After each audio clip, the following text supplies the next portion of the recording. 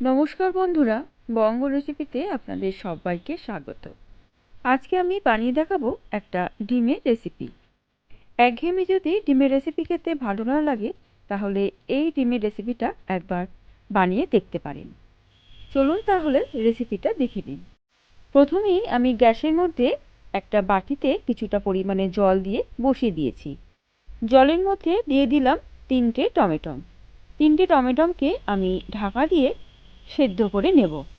টমেটোগুলোকে আমি সিদ্ধ করে নিয়েছি। টমেটোগুলোকে আমি এবারে একটা জায়গাতে তুলে নিচ্ছি। টমেটোর খোসাটাকে ছাড়িয়ে নিলাম। টমেটোর খোসাগুলোকে ছাড়িয়ে নেওয়ার পর একটা ছুরি দিয়ে টুকরো করে কেটে নেব। গ্যাসেতে বসিয়ে দিয়েছি ফ্রাইং প্যান।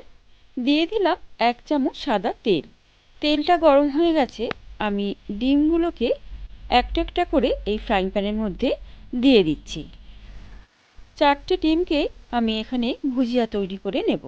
দিয়ে দিলাম সামান্য পরিমাণে একটু নুন। ডিমগুলোকে এবারে আমি ভুজিয়া করে নিচ্ছি। ডিমটাকে আমার ভুজিয়া করে নেওয়া হয়ে গেছে। এবারে আমি নামিয়ে নেব। ওই প্যানের মধ্যে আমি আরও 1 চামচের মতো তেল দিয়ে দিলাম। দিয়ে দিলাম 1 চামচ রসুন কুচানো, 1 চামচ আদা কুচানো। আদা আর রসুনটাকে সামান্য একটু নাড়াচাড়া করে নিচ্ছি। দিয়ে দিলাম পেঁয়াজ কুচানো। আমি এখানে একটা মিডিয়াম সাইজের পেঁয়াজকে কুচিয়ে নিয়েছি।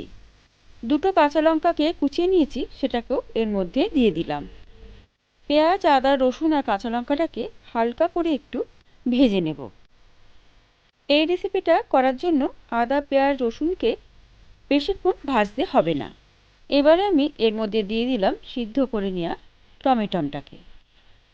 টমেটোটাকে দিয়েও আবারও একটু ভালো করে নাড়াচাড়া করে নিচ্ছি।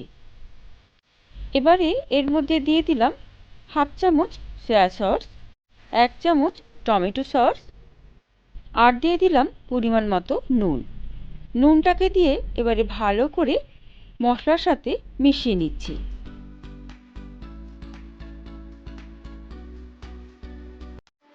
টমেটোটা দিয়ে ভালো করেই মেশানো হয়ে গেছে।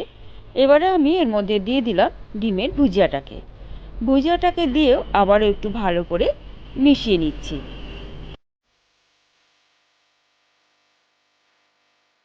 ওপর দিয়ে ছড়িয়ে দিলাম কিছুটা পরিমাণে স্প্রিং অনিয়ন। ডিমের এই রেসিপিটা আশা করি আপনাদের সবারই ভালো লাগবে। আমার এই ডিমের রেসিপিটা যদি আপনাদের ভালো লাগে, তাহলে প্লিজ আমার চ্যানেলটাকে সাবস্ক্রাইব করে দেওয়ার জন্য অনুরোধ রইল।